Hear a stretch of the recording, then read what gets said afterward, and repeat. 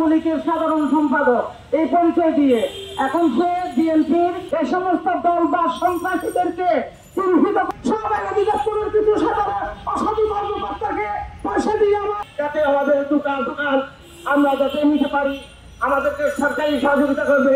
সাথে সাথে আপনারা সাংবাদিক ভাইয়েরও আমাদের সাথে থাকবেন, আমাদেরকে সহযোগিতা করবেন। আপনারা এই দখলবাজ এই লোকগুলোকে আপনারা চিহ্নিত করুন।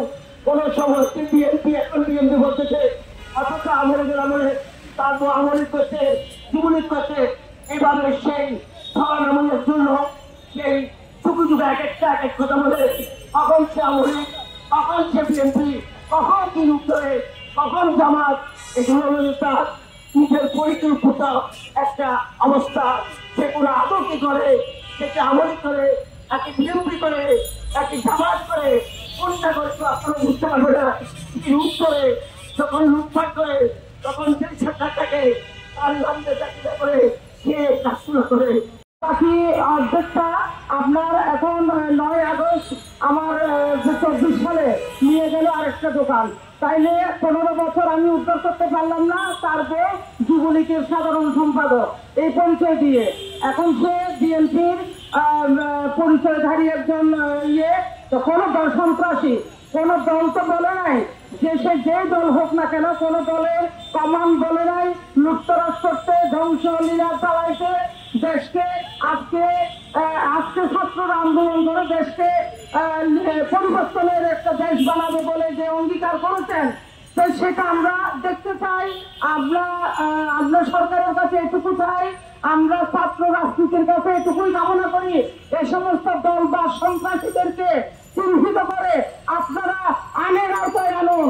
আপনারা আমরা চাই এই যে আমরা ক্ষুদ্র একটা তাঁতি 2 কোটি তাঁতির নেতৃত্ব করি আমরা, সুতরাং আমাদের এই দোকান 200 আমাদের 62-63 সনে তখনকার গভর্নর এটা দিয়েছিলেন আমাদের সমিতির নামে বরাদ্দ। সিটি কর্পোরেশনকে আমরা প্রত্যেক মাসে ভাড়া দিয়ে যাচ্ছি, আমার সমিতির নামে লাইসেন্স নবায়ন করে দিচ্ছে সিটি কর্পোরেশন। এখন আমার প্রশ্ন, সিটি কর্পোরেশন কেন তাদের উত্তর আমাদের পক্ষে উত্তরের কাজে নামবে নাই?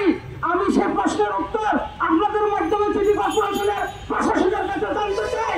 এর বিগত দিনে আমি 3 দিন দেখা করেছি প্রশাসনের সাথে এবং নিম্ন স্তরের অফিসারদের সাথে। কিছু শ্রেণীর কর্মকর্তা পয়সা খেয়ে তার মুখগুলো ফসে আমার 70 লক্ষ টাকা জমানো নিয়ে গেছে। 9 আগস্ট আমার 1,20,000 টাকা মাসে 3টা জমানো করে নিয়ে সিটি কর্পোরেশন সবাই অধিদপ্তরের কিছু সাধারণ অসাধু কর্মকর্তাকে পয়সা দিয়ে আমার দোকান পুলিশে বছরের পর বছর দখল করে রেখেছে। আমি কোনো বিচার পাই নাই, আমি কোনো বিগত সরকারের আমলে বিচার পাই নাই।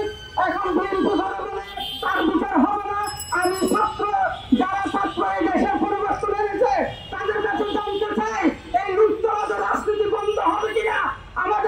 আমাদের পার্টি গোষ্ঠী, আমাদের সবাই এই জনগোষ্ঠী, 2 জনগোষ্ঠীর 3টা দোকানে চাষিদের কাপড় বিতরণ করা হতো।